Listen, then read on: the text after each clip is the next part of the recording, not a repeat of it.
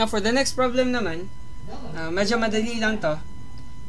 Yung mahirap lang is yung analysis ng angles. So here, we have a triangular block which is subjected to the following loads. P is 150, 1,500. And then F is 500 newtons. Yan. If AB daw and BC are given, 6M and 8M, ito, this is 6M, ito naman 8M, compute the resultant force normal to AC. Now, pag sabihing normal to AC, dapat it will act perpendicular to this line. Yan. So, we have to find pala the component which is acting this way. Yan. Parang ito yung resultant and then it's perpendicular to AC kasi sinabing normal. Yan.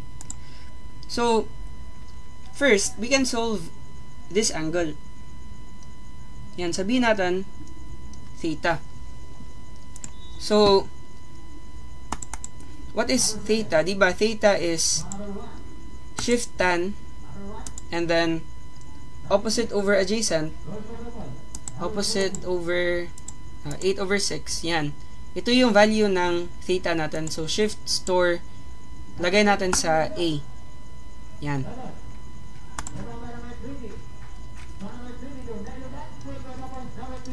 So, sulat na lang natin.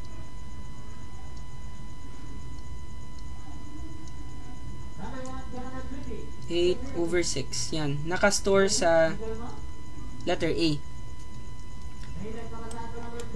Now, we can draw a line here. Diba? Yan. So, considering this triangle, yan, if this is theta, then this must be its complementary angle, which is, sabihin natin, alpha. Now, let's say, alpha is, alpha plus theta equals 90. Yan. Kasi this is a right triangle naman.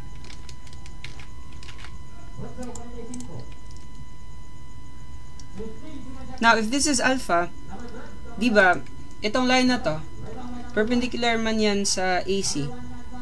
So, yung total pala na angle, this one, must be equal to 90 pala. Kasi this is perpendicular. So, if this is alpha, then this angle is theta.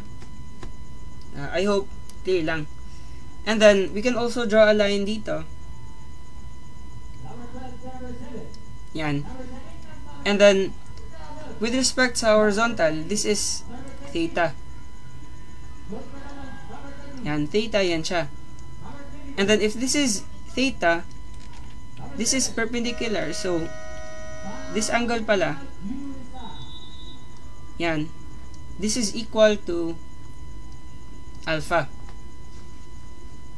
So, I hope clear lang. Now, if you want to take the components of a force about a certain line, then ano talaga? Yung original force mo, yan yung magiging hypotenuse.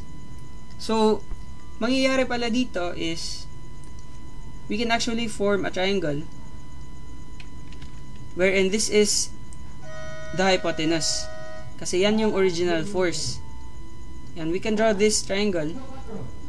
And then for this one naman, we can also draw this triangle.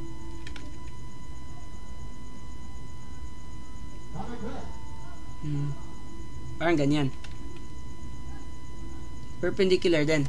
So, to get the component of P along this line, that we have 1,500 and then cosine of theta. Kasi pag i-rotate mo yan, parang ito kasi yung opposite side, ito naman yung nasa adjacent side. Yan. So, R pala is 1,500. Again, cosine theta. Again, ito yung theta. Yan. This angle.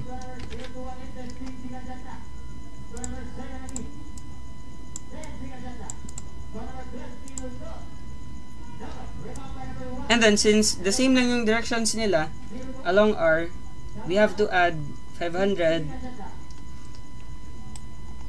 Now, this is 500 cosine of alpha to get this component.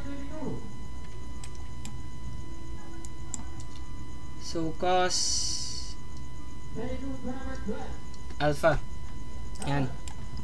So, again, alpha is just 90 minus theta.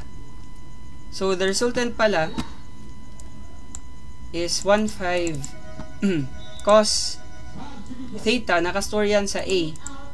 Again, ito. And then, plus 500 cosine of alpha. Yung alpha is 90 minus theta. So, 90 minus, we call A. Yan. So, we have 1,300. So, we have letter A.